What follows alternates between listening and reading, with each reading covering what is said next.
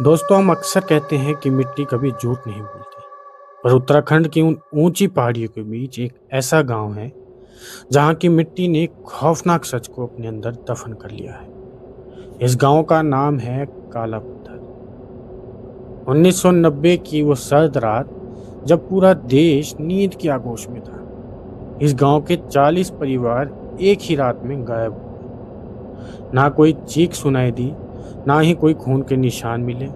बस रह गया तो खाली घर, आधा छोड़ा हुआ खाना और हर दरवाजे पर बनाया गया एक काला क्रॉस का निशान, बिल्कुल वैसा ही जैसा राजस्थान के कुलधरा में हुआ। आज हम उस व्लॉगर की दास्तान आपको सुनाएंगे जो वहां गया तो था राज खोलने, पर खुद उस राज का हिस्सा बन गया। उसका नाम था आर्यन। आर्यन को लगता था कि वो एक निडर जाबाज बंदा है जो डरावनी जगह पर जाकर वीडियो बनाता है, पर उसे नहीं पता था कि डर तब शुरू नहीं होता जब आप किसी अंधेरी जगह पर जाते हैं। डर तब शुरू होता है जब वो अंधेरी जगह आपके अंदर उतरने लगती है। शाम के 5:30 बज रहे थे। आर्यन ने जैसे ही गांव की सरहद पार की, गांव की सरहद पर बने उस पुराने लोहे के फाटक को पार किया तो पूरा नजारा ही बदल गया। बाहर हवा चल रही थी, पर गांव के अंदर सन्नाटा इतना गहरा था कि आर्यन को अपनी ही पलकों की झपकने की भी आवाज सुनाई दे रही थी। वो अपनी फ्लैशलाइट जलाता है और रोशनी जहां जहां पड़ती वहां सिर्फ धूल और मिट्टी की मोटी परत दिखती।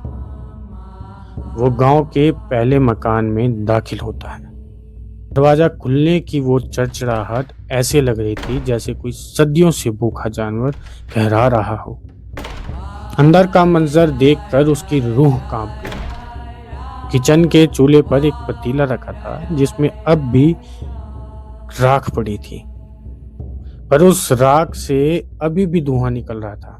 सोचने वाली बात तो ये थी कि 1990 से लेकर अब तक वो धुआं कैसे उठ सकता था। आर्यन ने अपना कैमरा निकाला और कैमरे की स्क्रीन लगातार हिल रही थी, जैसे कि कोई अनसीन एनर्जी उससे टकरा रही हो। आर्यन ने एक पुरानी मेज पर एक डायरी पड़ी दिखी। उसके पन्ने पलटते ही उसे एहसास हो गया कि ये कोई आम डायरी नहीं है। हर पन्ना खून से सनी उंगलियों से पलटा गया था।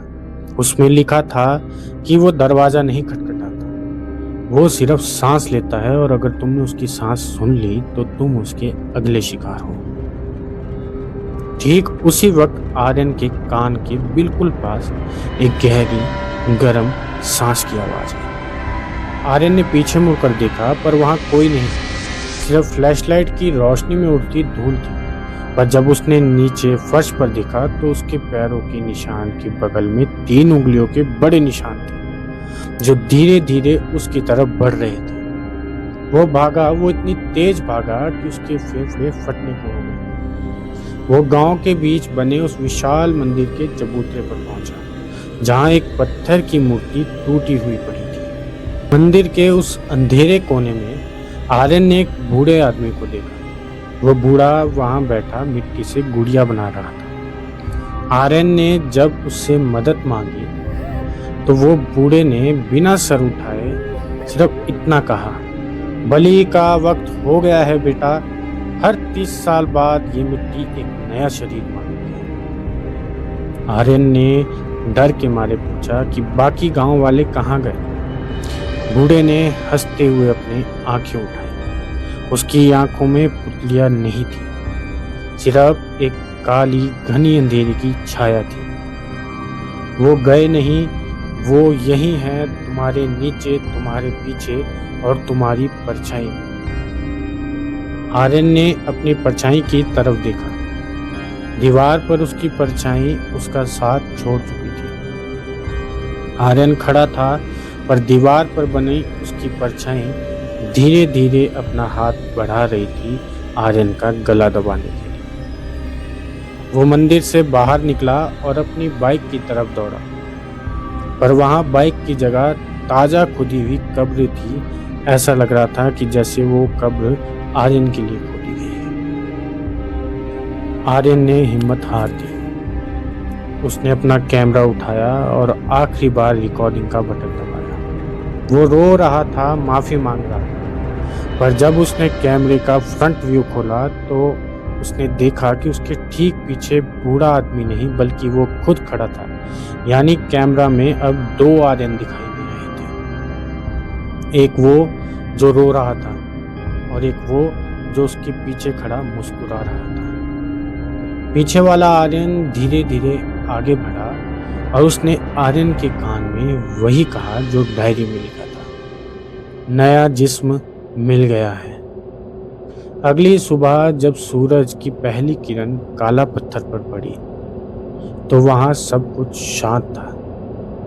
आर्यन की बाइक भी वहीं फाटक के पास बिल्कुल वैसी ही खड़ी थी जैसी कि नई बाइक खड़ी हो। उसका कैमरा भी वहीं पड़ा था। एक नया ट्रैवलर वहां से गुजर रहा था। उसने कैमरा उठाया और वीडियो प्ले की। वीडियो में आर्यन मुस्कुरा रहा था और कह रहा था कि दोस्तों, काला पत्थर जैसा सुकून कहीं भी नहीं है। आप भी आइए, ये गांव आपका इंतजार कर रहा है।